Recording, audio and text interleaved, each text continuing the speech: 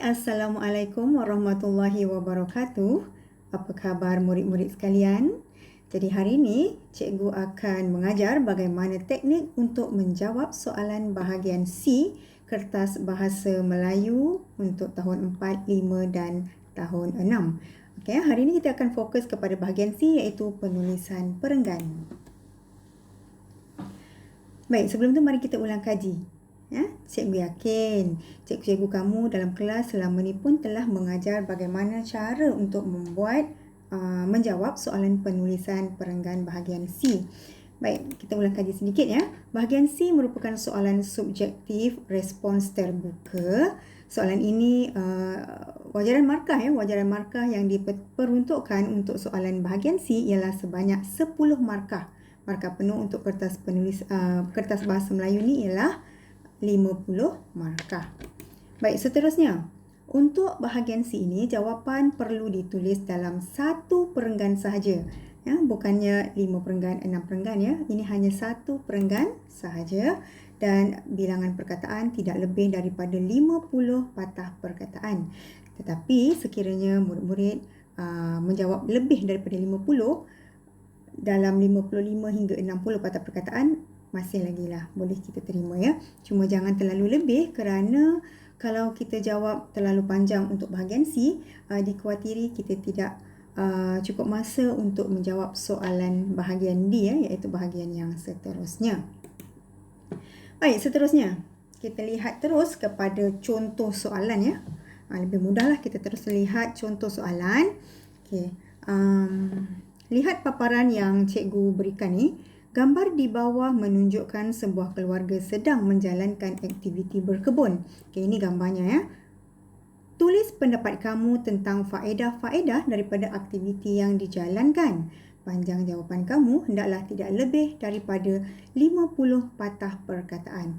Baik, ini adalah arahan ya, arahan soalan untuk bahagian C. Kemudian diberi juga paparan gambar seperti ini ya. Ada kalanya diberikan gambar tunggal begini, ada kala diberi bahan-bahan grafik yang lain ya. Contohnya seperti peta pemikiran, gambar yang ini gambar tunggal, ada juga mungkin gambar bersiri dan sebagainya, terpulang kepada pihak penggubal soalan ya. Jadi, baik, sekiranya kita diberi soalan begini, bagaimanakah cara untuk kita menjawab soalan ini supaya kita boleh mendapat markah penuh ya. Markah penuh, cikgu ulang semula ya, markah penuh adalah 10 markah. Baik, sekarang kita lihat langkah yang pertama. Okey, macam biasa, langkah pertama kita mesti membaca dan memahami arahan soalan. Baik, kita lihat arahan soalan tadi ya. Yang pertama ni, gambar di bawah menunjukkan sebuah keluarga sedang menjalankan aktiviti berkebun. Tulis pendapat kamu tentang faedah-faedah daripada aktiviti yang dijalankan. Panjang jawapan kamu hendaklah tidak lebih daripada 50 patah perkataan. Baik, kita nak faham soalan ni ya. Pertama sekali yang penting, kita kena tahu apakah tema soalan yang diberikan kepada kita ini ya. Kemudian yang kedua, apa arahannya? Maksudnya apakah kehendak soalan? Soalan nak kita buat apa? Ya. Dan yang ketiga, kata kunci soalan. Baik, apa dia yang cikgu maksudkan dengan tema di sini ya? Cuba kamu lihat ayat yang pertama ni. Okay, nampak cikgu gariskan di situ. Aktiviti berkebun. Jadi ini merupakan tema bagi soalan bahagian C yang diberi. Kemudian arahan. Apa kehendak soalan? Soalan nak kita buat apa? Tulis pendapat. Jadi nanti kita akan tulis pendapat kita. Dan kata kuncinya ialah faedah. Jadi, faedah daripada aktiviti yang dijalankan. Faedah merupakan kata kuncinya. Ini sangat penting ya, semasa kita mencari isi nanti. Ya. Jangan tersilap. Okey, seterusnya langkah yang kedua. Untuk langkah kedua, kita mesti meneliti gambar dan mencatat isi yang bersesuaian. Bila kita nak catat isi ni, kita kena ingat kata kunci tadi ya. Kata kuncinya ialah, apa dia? Faedah. Ya, daripada gambar yang kita lihat ini, aktiviti berkebun yang dijalankan oleh sebuah keluarga ini, kita perlu mencari faedahnya. Apa yang menjadi kesilapan murid-murid terutama dalam ujian pertengahan sesi akademik yang lepas, murid-murid tidak dapat mengemukakan isi yang tepat. Okey, contohnya diberikan gambar begini. Jawapan murid menjurus kepada aktiviti yang dijalankan. Contohnya kamu nampak di sini kan seorang datuk mencangkul ya, membina batas. Kemudian seorang kanak-kanak ni sedang menyiram sayur-sayuran. Aktiviti-aktiviti yang dinyatakan dalam gambar tidak boleh dijadikan sebagai isi kepada jawapan kita. Sebab kata kunci ni, cuba tengok balik kata kunci. Yang dia nak kita buat ialah faedah. Jadi kita tak boleh buat karangan cerita dan menceritakan tentang aktiviti yang dijalankan.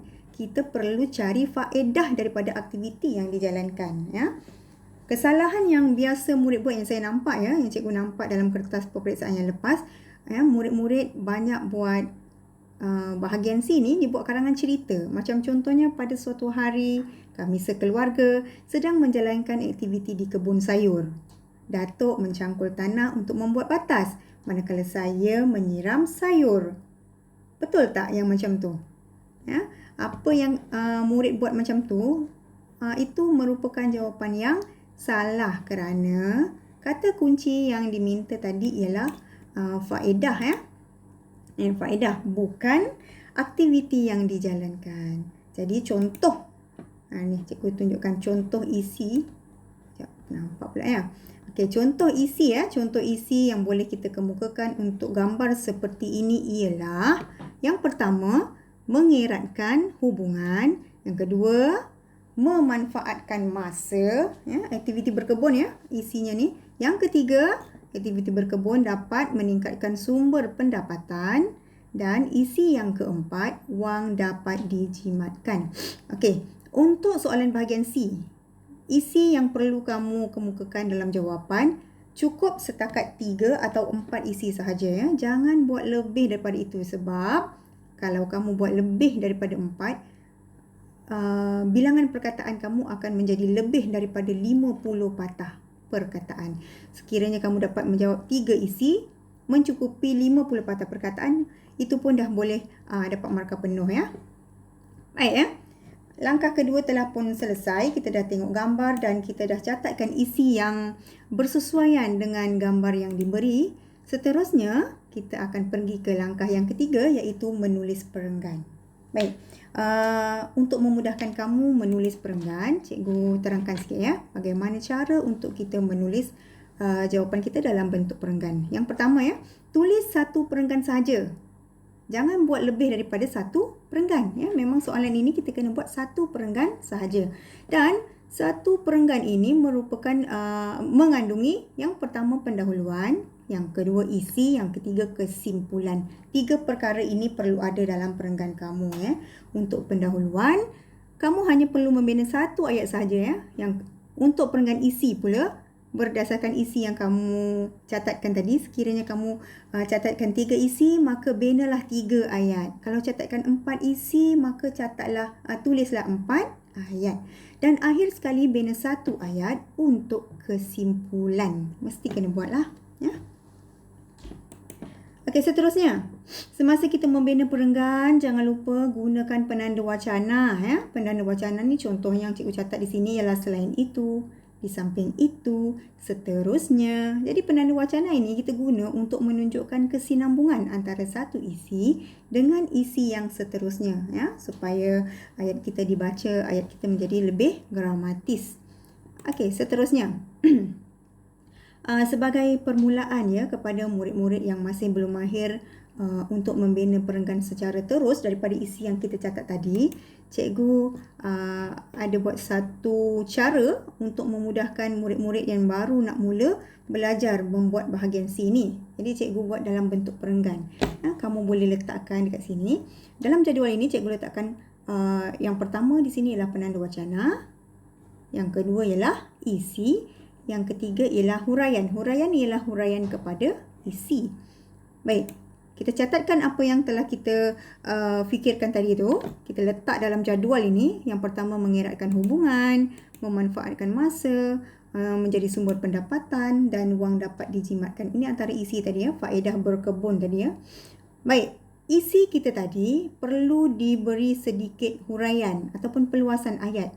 supaya ayat yang kita bina ini menjadi ayat yang gramatis. Okay, contoh di sini cikgu tambahkan antara ahli keluarga, mengeratkan hubungan antara ahli keluarga. Seterusnya, memanfaatkan masa yang terluang. Yang ketiga, menjadi sumber pendapatan untuk menyara kehidupan. Dan yang keempat, wang dapat dijimatkan sebab apa? Tidak perlu membeli sayur. Huraian ini tidak perlu terlalu panjang ya. Sekiranya kamu buat terlalu panjang, nanti dia akan menjadi lebih daripada 50 patah perkataan pula.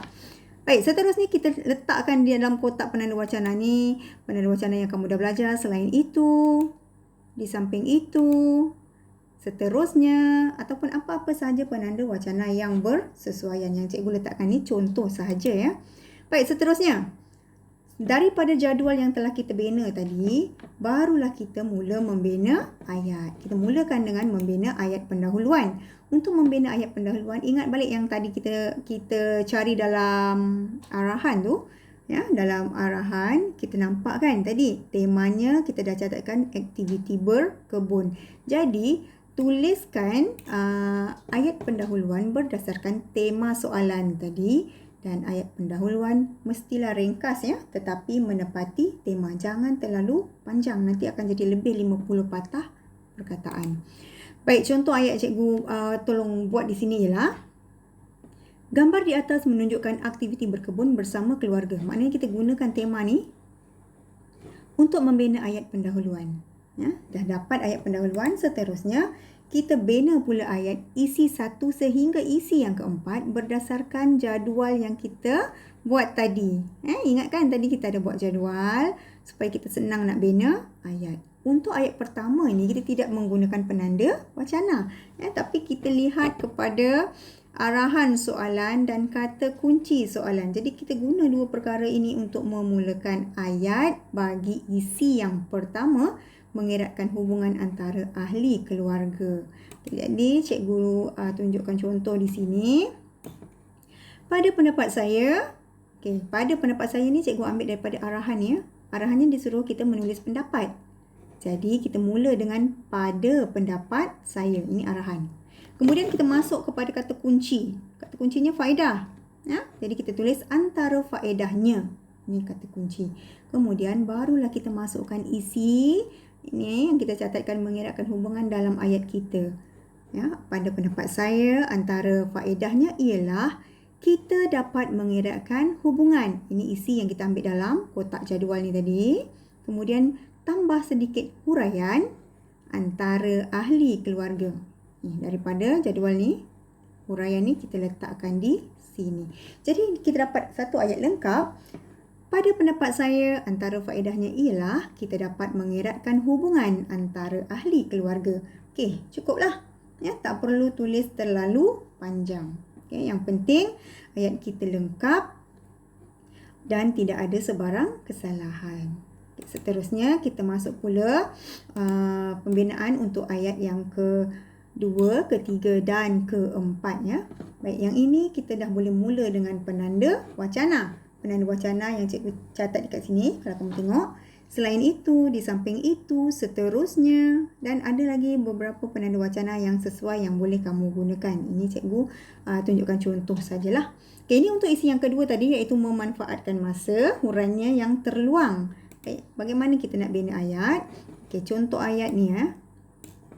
Okay, daripada kotak jadual tadi, kita bina ayat. Selain itu, ini penanda wacana. Dan ingat, lepas penanda wacana mesti letak tanda koma ya.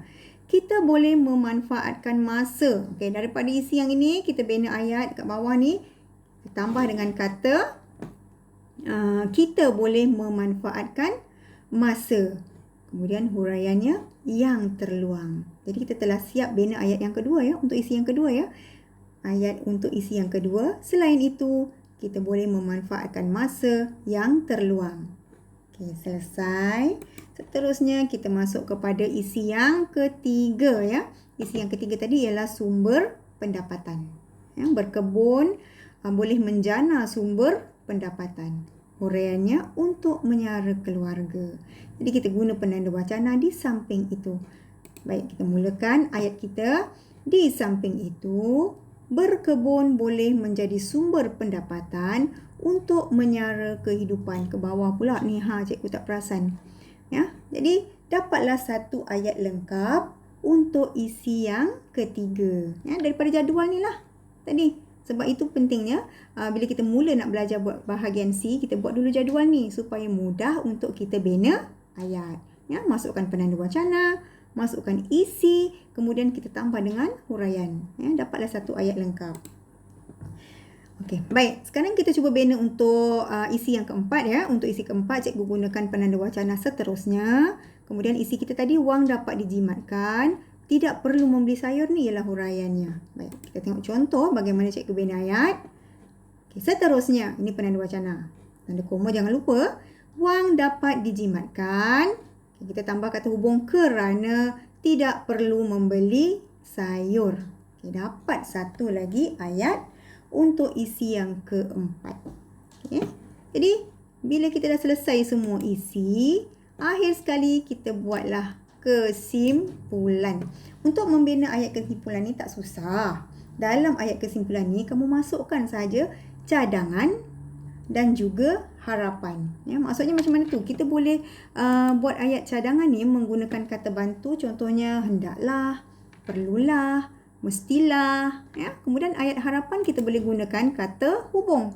Contohnya agar, kerana, supaya. Ya. Mari kita tengok contoh ayat yang telah cikgu buat. Ya. Baik, kita mulakan dengan ayat kesimpulannya. Dengan perkataan kesimpulannya, tanda koma. Okay, ini kita guna kata bantu tadi. Ya, pilihlah kamu suka guna yang mana. Cikgu guna contoh dekat sini, kita hendaklah. Okay, yang ini kita punya cadangan ataupun saranan kita ya. Membudayakan aktiviti berkebun. Kemudian masuk kepada kata hubung agar. Sebab kita nak buat harapan ni. Agar tanah dapat dimanfaatkan. Okay, ini ialah harapan kita. Jadi kita dapatlah satu ayat kesimpulan. Kesimpulannya, kita hendaklah membudayakan aktiviti berkebun agar tanah dapat dimanfaatkan. Okay, selesai. Jadi, cikgu bagi satu contoh jawapan yang lengkap dekat sini. Okey, tak nampak pula ya. Kita tukar sini ya. Okey. Ini adalah contoh jawapan yang lengkap yang kamu tulis dalam ruangan jawapan dalam kertas soalan peperiksaan ya. Baik, pertama sekali ingat kita buat dalam satu perenggan. Jadi cikgu nak kamu jarakkan dari garisan tepi ni. Okey, nampak ada satu jarak dekat sini, lebih kurang 1 atau 2 jari kamu.